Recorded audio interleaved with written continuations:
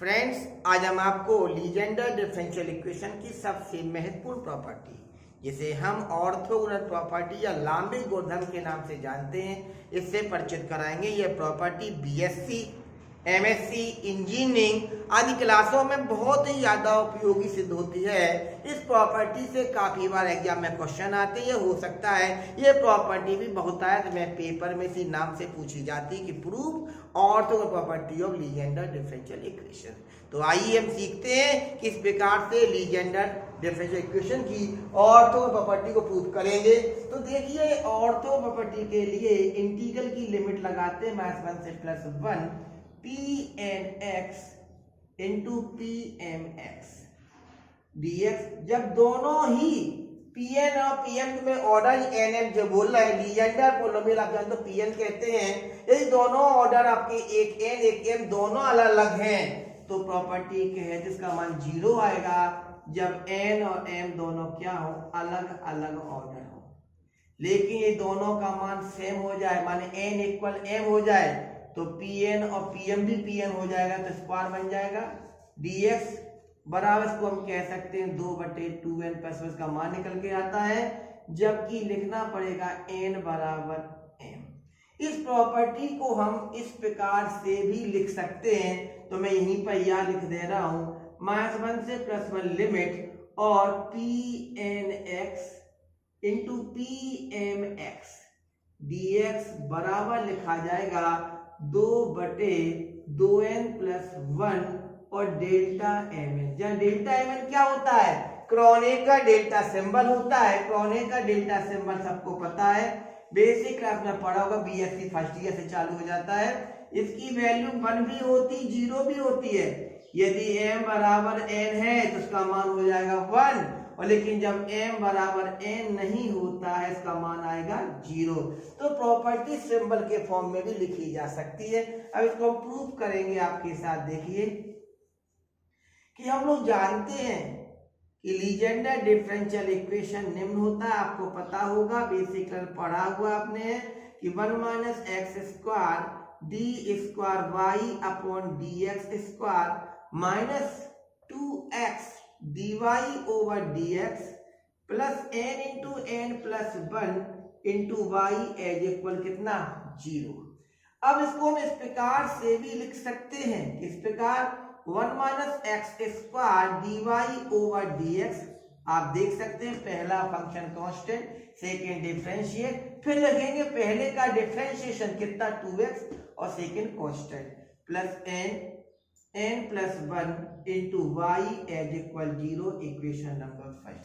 क्योंकि लीजेंडर है, इसके आपको मालूम पॉलिनोमियल है, क्योंकि nth ऑर्डर का है तो उसको pn कहेंगे, यदि mth ऑर्डर का होता तो pm बोल देते। तो हम दोनों ऑर्डर लेके चले, दोनों बात करेंगे, तो मैं इसको pn और pm दोनों रिप्रेजेंट करने जा रहा हूं, क्योंकि हर पॉलिनोमियल जो सॉल्यूशन होता है वो अपने डिफरेंशियल इक्वेशन को संतुष्ट माने सेटिस्फाई तो करता ही है।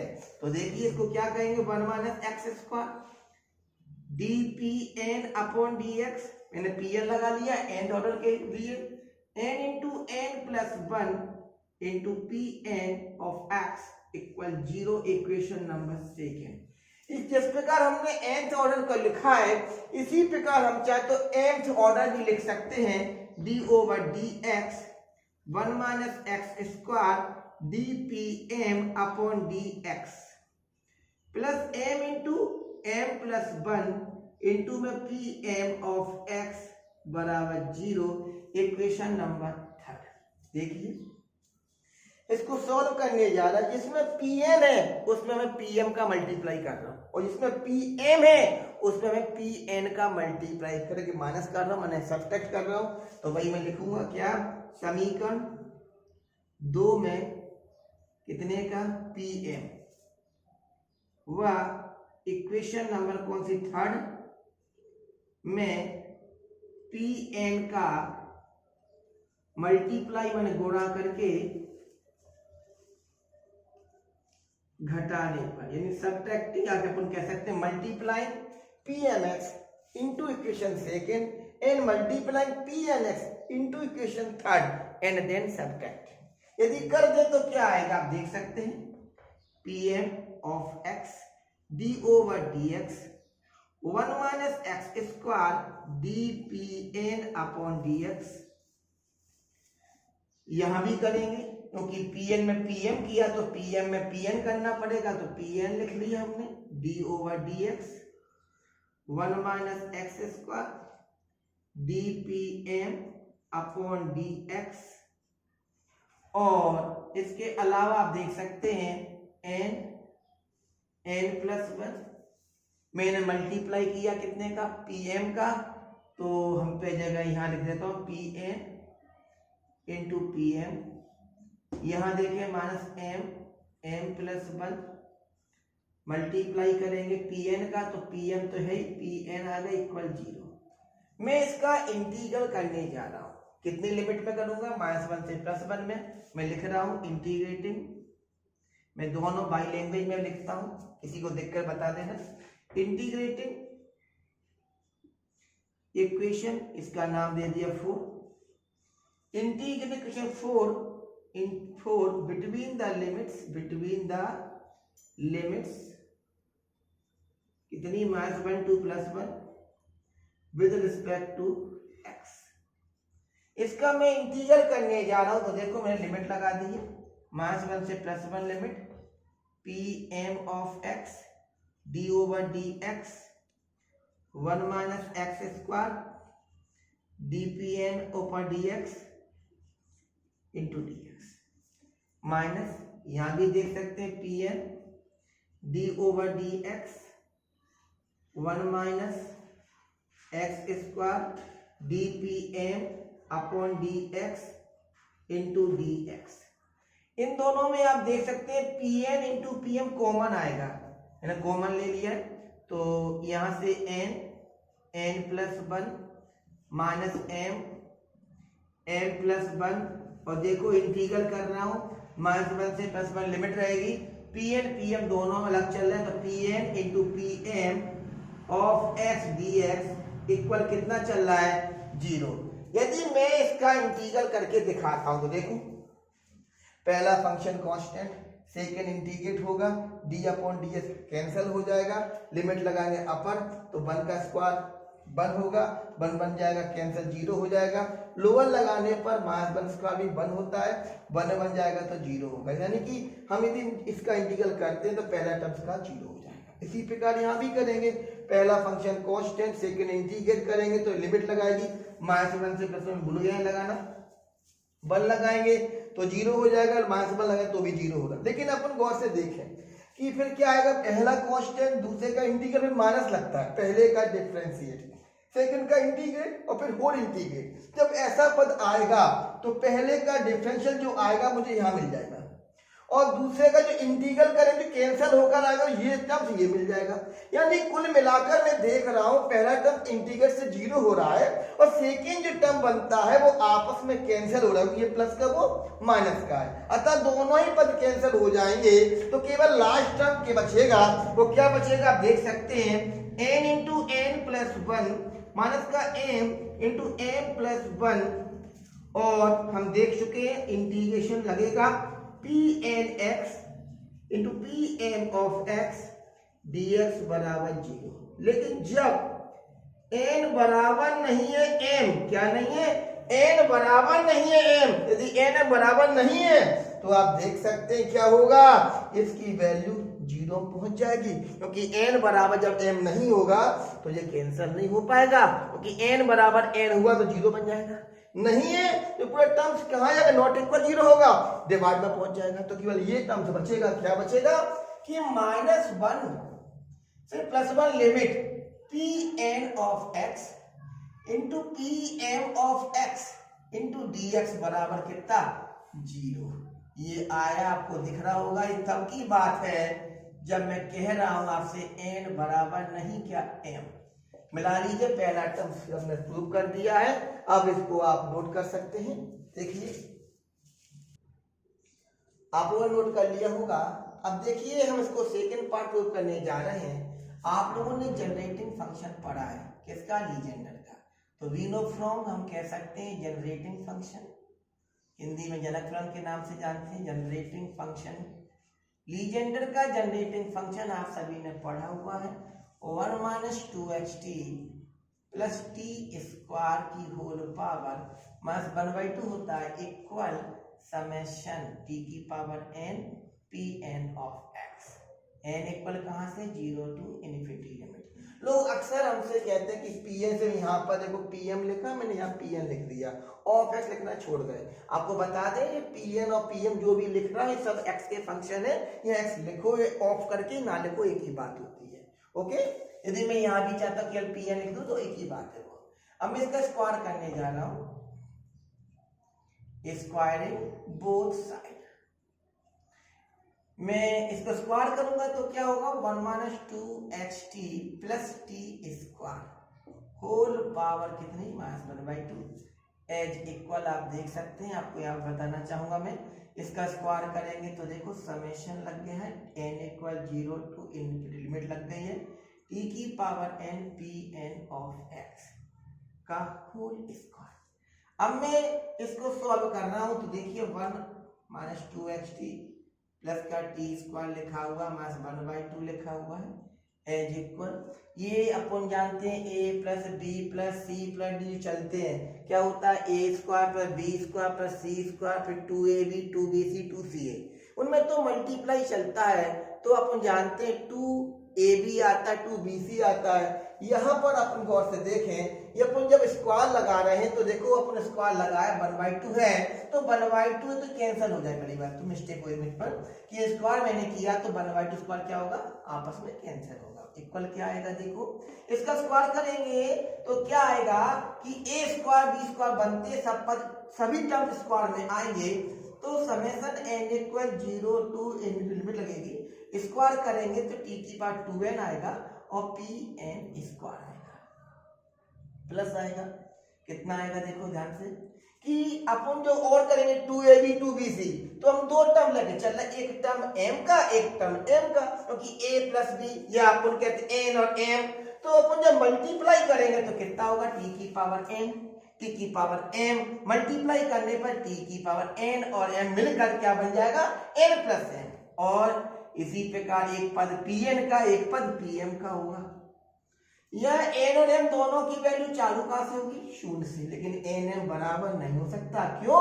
यदि बराबर हो जाएगा तो स्क्वायर नहीं बन जाएगा, तो बराबर नहीं है ये। अब मैं इसका करने जा रहा हूं इंटीग्रल, कितने लिमिट में करेंगे -1 से +1 के बीच में, तो मैं लिख रहा हूं इंटीग्रेटिंग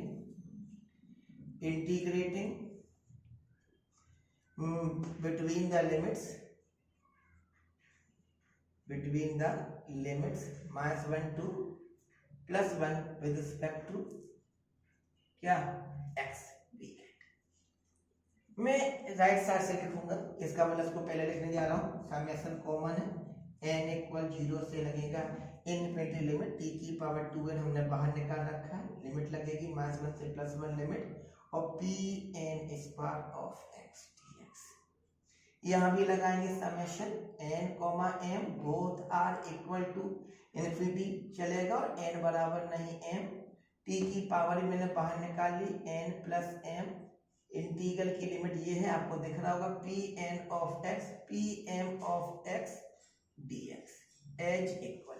मैं इंटीग्रल करूंगा, राइट को मैंने पहले ही लिया तो लेफ्ट को यहाँ कर देता हूँ कि इंटीग्रेशन -1 से +1 लिमिट, और चूंकि इंटीग्रल कर रहा हूं तो आप देख सकते हो -1 की पावर तो अपॉन आ जाएगा 1 minus 2xt plus t square की पावर कितनी होगी -1, यानी कि उल्टा हो जाएगा ना, क्योंकि अपन ने मतलब लगा चुका पहले तो -1 का अपॉन हुआ तो उल्टा हो जाता है, यानी अपॉन करने पर रेसिप्रोकल हो जाएगा। अब आप देख सकते हैं ये जो वैल्यू तुम्हें दिख रही है n नॉट इक्वल m है, ये वैल्यू मैं निकाल चुका हूँ पीछे देखो, ये value n not equal m पे कितनी होती है 0, तो ये आपका इंटीग्रल करके आपका हट जाएगा, ये इंटीग्रल आपका कैंसिल हो जाएगा तो बचा केवल ये वाला इंटीग्रल। तो मैं इस पर चर्चा करूंगा केवल n equal 0 to infinity limit t की पावर 2n -1 से +1 limit p n square of x dx बराबर। तो देखें आप लोग इसको इंटीग्रल करेंगे तो आपको मालूम ये t ऊपर dt बनेगा कि x के लिए कर रहा हूं तो x का dx होगा, कांस्टेंट नीचे आ जाएंगे, कितना आएगा कांस्टेंट -2t और log 1 - 2xt plus t square और लिमिट बनेगी -1 से +1। समेशन डलेगा n इक्वल 0 टू लगेगी लिमिट कितनी इन्फिनिटी लग जाएगी t की पावर 2n माइनस 1 से प्लस 1 लिमिट रहेगा pn square of x dx as equal 1/2t लिखा हुआ है। अपर लगाएंगे थोड़ा देखिए 1 माइनस यदि 1 लगाते तो 2t बनेगा plus t square minus lower लगाने पर क्या आएगा 1 माइनस 2x 2t प्लस का हो जाएगा क्योंकि x का मान माइनस 1 है प्लस टी स्क्वायर। मैं ज़्यादा स्टेप खोलूंगा तो लिखना ज़्यादा पड़ेगा, लिखेंगे ज़्यादा तो वीडियो लॉन्ग बनेगा, फिर आपको प्रॉब्लम आएगी कितना बड़ा वीडियो बना देते हैं सर। तो देखिए थोड़ा यहाँ पर थोड़ा फास्ट चलते हैं 1/2t और लॉग 1 माइनस टी का होल स्क्वायर रहेगा, यहाँ भी लॉग 1 प्लस टी का होल स्क्वायर। इसको मैं बार बार नहीं लिखता, ज़्यादा लिखने पर लंबाई बढ़ जाती वीडियो की भी। 1/2t ये log m की पावर n बाहर निकाल लेंगे 1 माइनस टी माइनस का log 1 प्लस टी, ये 2 आपको दिख रहा कहाँ ला दिया आगे, 2 को 2 से कैंसिल किया माइनस का 1/t रहेगा आपको दिख रहा है यहाँ से log 1 माइनस टी माइनस का log 1 प्लस टी।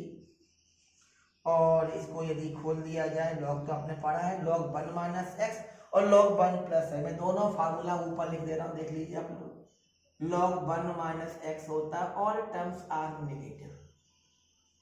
11 में पढ़े होंगे बेसिक क्लास के फार्मूला है। और log यदि 1 प्लस एक्स लिखना चाहे तो क्या होगा, सभी ऑड पावर इवन प्लस की होती है और इवन पावर हमारी माइनस की होती है। तो ये थोड़ा ध्यान देने वाली बातें हैं। इसको लगाएंगे तो कितना माइनस में आएगा माइनस टी माइनस का टी स्क्वायर अपॉन 2 माइनस का टी की घात 3/3 टी की घात 4/4, इसी प्रकार चलते रहेंगे। ओके, और प्लस लगाए तो क्या आएगा टी इवन टर्म्स नेगेटिव और पावर पॉजिटिव अपॉन 3, और लगाना चाहो तो माइनस का टी की घात 4/4 और आगे डॉट। अब देखिए थोड़ा सा ध्यान देना, -1/t लिखा हुआ है। ये देखिए अपने जो टर्म्स दिख रहे होंगे ये सेम पावर वाले कैंसर माने इवन पावर टर्म्स कैंसर हो जाएंगे और ऑड पावर टर्म्स बचेंगे, वो भी डबल होंगे क्योंकि इसमें एक बार आ रहे होंगे। तो क्या लिखा माइनस का टी माइनस का कितना t³/3, इसी प्रकार पावर 5/5, इसी प्रकार चलते रहेंगे। ओके, आप नोट कर सकते थे, आप वो नोट कर लिया होगा। मैं इसको आप आगे करने जा रहा हूँ, तो नेक्स्ट बचा हुआ क्वेश्चन अब है। आप देख सकते हैं आपको 2 दिख रहा होगा, 2 मैंने बाहर निकाल लिया। इस माइनस को अंदर ले जाते हैं और टर्म पॉजिटिव हो जाएंगे, टी का डिवाइड कर देता हूँ तो कितना आएगा 1 प्लस टी की पावर 3 है तो 2 रह जाएगी अपॉन 3 आएगा, टी की पावर 5 है 4 रह जाएगी, टी का डिवाइड हुआ है अपॉन 5 है। यही प्रकार टर्म्स आते चले जाए, आप देख सकते हैं ये सभी टर्म्स कैसे और इवन पावर समेशन लगेगा t की पावर 2n, n का मान लगाएंगे 0 तो 0 पावर मतलब 1 होता है, और 1 लगाएंगे 2 आएगा, 2 लगाएंगे 4 आएगा, 3 लगाएंगे 6 आएगा, और इवन पावर आती जा रही। नीचे देखो आप गौर से 1 3 5 चल रहा है तो 2 का डिफरेंस है तो 2n लिखेंगे। n का मान लगाते हैं 0 तो 0 आएगा, चाहिए पहला टर्म 1 है तो 1 लगाएंगे, यदि 1 लगाएंगे तो 3 बन जाएगा, 2 लगाएंगे तो 5 बनेगा। All terms are completed. मैं कंपेयर कर दे रहा हूं आपके सामने, देख सकते हैं आप समेशन n इक्वल लिखा है 0 से इनफिनिटी लिमिट t की पावर कितना है 2n और इंटीग्रेशन -1 से +1 लिमिट आप देख सकते हैं pn square of x dx। ये माना ये टर्म्स चला आ रहा है। ओके, अब मैं बराबर लिखूंगा उसके साथ बराबर 2 समेशन t की power 2n upon 2n plus 1 और n इक्वल 0 से कहां तक लिमिट होगी इनफिनिटी तक। t की पावर 2n के मल्टीपल को हम कर देते हैं कंपेयर, यानी कंपेयरिंग करने जा रहे हैं द कोएफिशिएंट्स ऑफ